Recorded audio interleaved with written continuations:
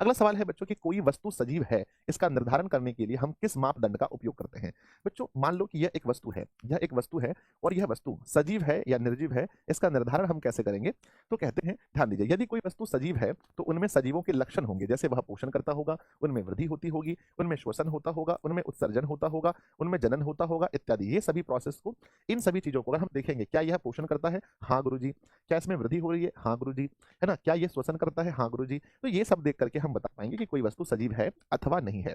बच्चों अगले सवाल पर चलते हैं। प्रकाश संश्लेषण के लिए ध्यान दीजिएगा, क्वेश्चन पूछा है कि प्रकाश संश्लेषण के लिए आवश्यक कच्ची सामग्री पौधे कहां से प्राप्त करते हैं। क्या आपको पता है कि पौधे ये आवश्यक कच्चा जो सामग्री है ये कहां से प्राप्त करते हैं।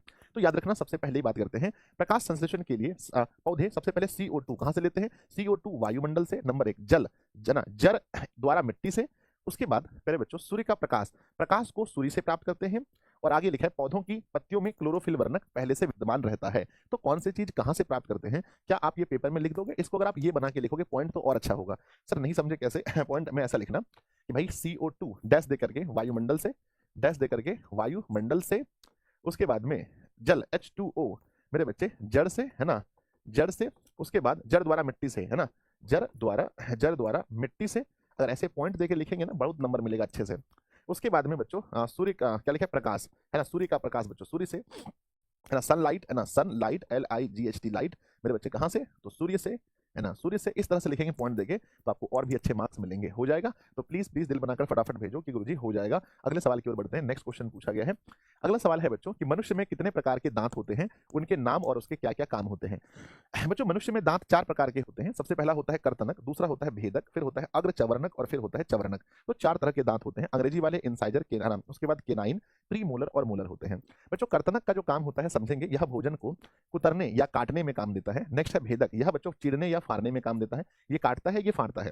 अग्रचवर्णक का काम होता है यह भोजन को चबाने में मेरे बच्चे, और चवर्णक का काम होता है यह चबाने और पीसने में काम देता है। तो ये काम भी आप लोग समझ गए होंगे जो हम लोग पहले पढ़ चुके हैं अच्छे से। नेक्स्ट है बच्चों हमारे अमाशय यानी हमारे पेट में अम्ल की क्या भूमिका है। बच्चों हमारे पेट में कौन सा अम्ल होता है, मुख्य रूप से कौन सा अम्ल होता है कमेंट बॉक्स में लिखेंगे हमारे पेट में मुख्य रूप से कौन सा अम्ल होता है ना, जल्दी बताओ। सर आप क्लास 12th में जिस प्रकार पढ़ाते हैं वैसे पढ़ाइए। भाई मेरे क्लास 12th में मैं साइंस नहीं पढ़ाता हूँ, वहाँ मैं हिंदी और मैथ्स पढ़ाता हूँ, ठीक है ना।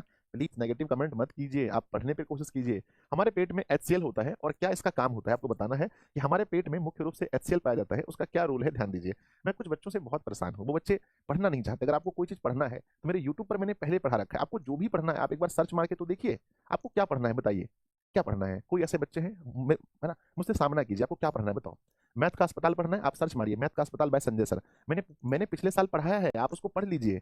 और बताओ क्या पढ़ना है आपको, कमेंट बॉक्स में लिखिए, मुझे हिम्मत करके लिखिए आपको क्या पढ़ना चाहते हैं आप मुझसे। ये बहुत गलत चीज है, हर चीज लाइव पढ़ेंगे, हर चीज लाइव पढ़ेंगे, हर चीज लाइव नहीं पढ़ सकते आप। आपको क्या पढ़ना है मुझे बताइए, हिम्मत करके बताइए क्या पढ़ना है आपको।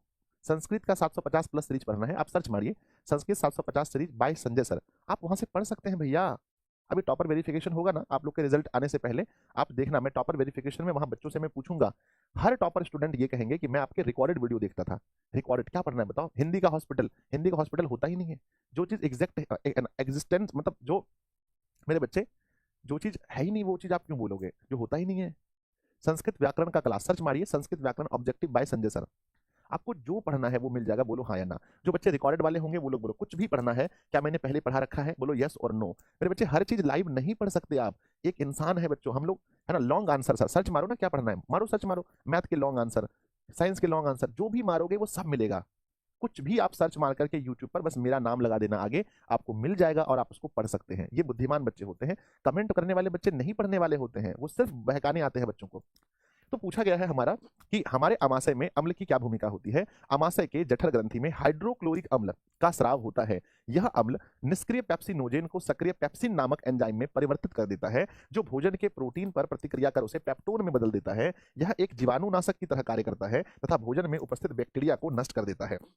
तो बच्चों मुख्य रूप से आपने देखा कि इन्होंने इनका जो मुख्य रूप से काम है, यह जो भोजन में हमारा हमारा जो पेप्सिनोजेन होता है उसको पेप्सिन में बदलता है, पहला काम। एक पॉइंट। दूसरा बच्चों ये क्या करता है, जो बैक्टीरिया होते हैं उन सबको मार देता है, बैक्टीरिया को मार देता है। ठीक है ना, लिख पाओगे? जल्दी से बताओ। यस गुरुजी। अगला सवाल देखते हैं, नेक्स्ट क्वेश्चन देखते हैं कि पीत क्या है, मनुष्य के पाचन में इसकी क्या भूमिका है। अब आपको बतानी है जो पीत होता है बच्चों उसकी क्या भूमिका होती है। तो कहते हैं पीत गाढ़ा हरे रंग का क्षारीय द्रव होता है, गाढ़ा है हरे रंग का क्षारीय द्रव होता है, इसका पीएच मान 8.9 होता है, जो जो मेरे बच्चे यकृत से स्रावित होता है। बच्चों इसके मुख्य काम क्या है, पाचन में इसका मुख्य रोल है।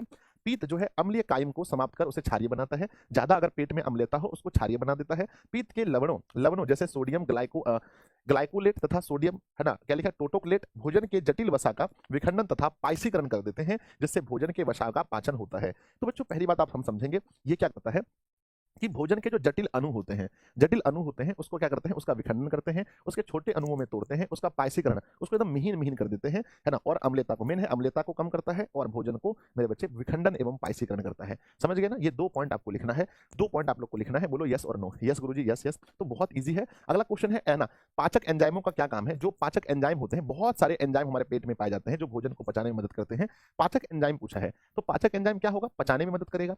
तो कहते हैं बच्चों, यहाँ पर लिखा गया है कि पाचक एंजाइम भोजन के विभिन्न पोषक तत्वों को जटिल रूप से सरल रूप में बदलकर घुलनशील बनाता है ताकि इनका आसानी से पाचन हो सके। तो पाचक एंजाइम का काम है जो जटिल रूप है भोजन के उसको सरल रूप में कन्वर्ट करना, जैसे बच्चों कार्बोहाइड्रेट का, है ना, माल्टोज में बदलना, ये काम होता है पाचक एंजाइम का। अगला क्वेश्चन है श्वसन की क्या परिभाषा है। आप सब लोग जानते हैं कि श्वसन में क्या है, हम पहले ऑक्सीजन को ग्रहण करते हैं, फिर वो ऑक्सीजन हमारी कोशिका तक पहुंचता है, वहां फिर क्या होता है मेरे बच्चे, वह ऑक्सीजन वहां पहुंचकर क्या करता है।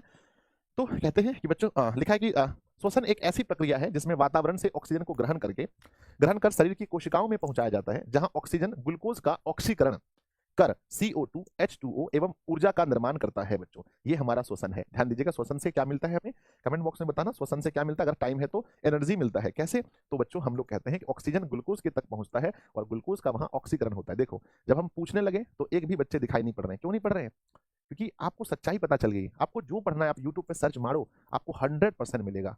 सर उर्दू के विषय में, हाँ, दिशा उर्दू क्लासेस में उर्दू के सारे लेक्चर्स रखे हैं, आप जाकर वहां से उर्दू पढ़ सकते हैं, वहां से पढ़ लीजिए।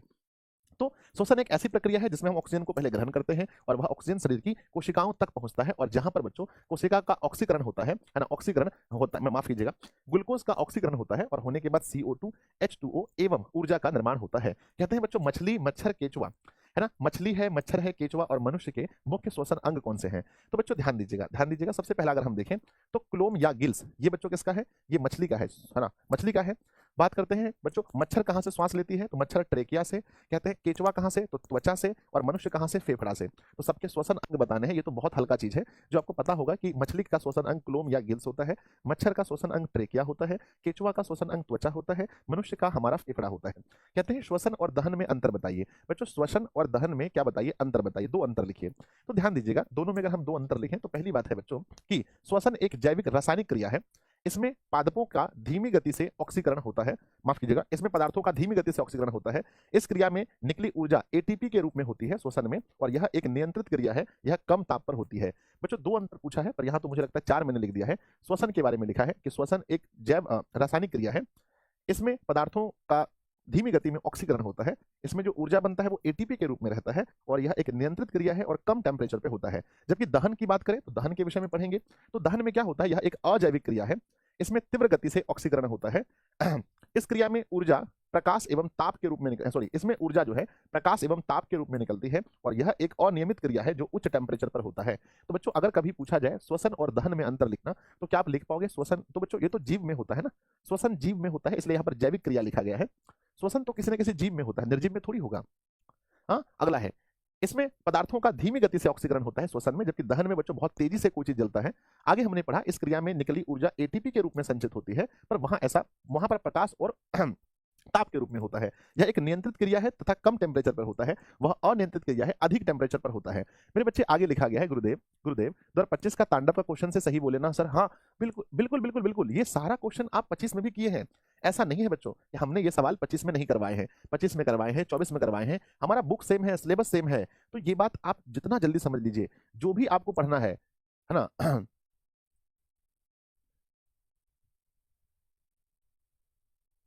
सर ये लोग पागल हो गए हैं, सर वो पढ़ते नहीं है, सिर्फ बोलते हैं। हाँ बिल्कुल बच्चों, मैं देखो मेरा क्या मानना है कि हर वो चीज, मेरी बात को सुनो, आ जाओ मुझसे आंख मिलाकर बात करो, मेरी बात को सुनो।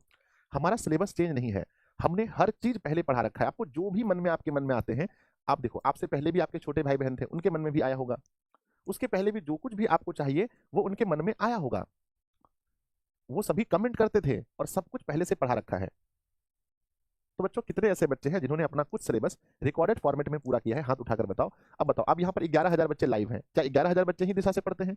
नहीं, दिशा से पढ़ने वाले बच्चों की संख्या लाख से भी ज्यादा है। तो आप इस बात को मानिए कि बाकी जो स्टूडेंट हैं वो उस चीज को रिकॉर्डेड फॉर्मेट में पढ़ते हैं। कितने बच्चे हैं बताओ, कितने बच्चे जिन्होंने अपना सिलेबस रिकॉर्डेड फॉर्मेट में कवर किया है? भाई ऐसे हर चीज टीचर लाइव पढ़ाए, है ना? हम पढ़े हैं सर, हम पढ़े, हाँ। यहाँ बहुत सारे बच्चे जिन्होंने अपना रिकॉर्डेड फॉर्मेट में सिलेबस कवर किया है, और यही एक सही तरीका है। मैं एक ऐसा शिक्षक हूँ जो, सॉरी, मैं एक ऐसा स्टूडेंट रहा हूँ, जब हम स्टूडेंट थे, जब कॉम्पिटिटिव की तैयारी हम लोग करते थे, कॉम्पिटिशन की तैयारी, मैंने आज तक किसी शिक्षक को लाइव पढ़ाते हुए 10 मिनट से ज्यादा नहीं देखा है। 10 मिनट से ज्यादा आज तक मैंने किसी भी शिक्षक को लाइव पढ़ाते नहीं देखा है, क्योंकि मैं लाइव देखता ही नहीं था कभी, मैं हमेशा रिकॉर्ड देखता था।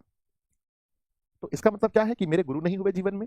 क्या मैंने तैयारी नहीं की? मेरे गुरु भी हुए, मैंने तैयारी भी की, लेकिन लाइव मैंने नहीं पढ़ा, भी मुझसे नहीं होता था। मेरी टाइमिंग, मैं टाइम के अकॉर्डिंग रिकॉर्डेड देखता था चीजों को, समझो मेरी बात को, ठीक है? तो प्लीज कमेंट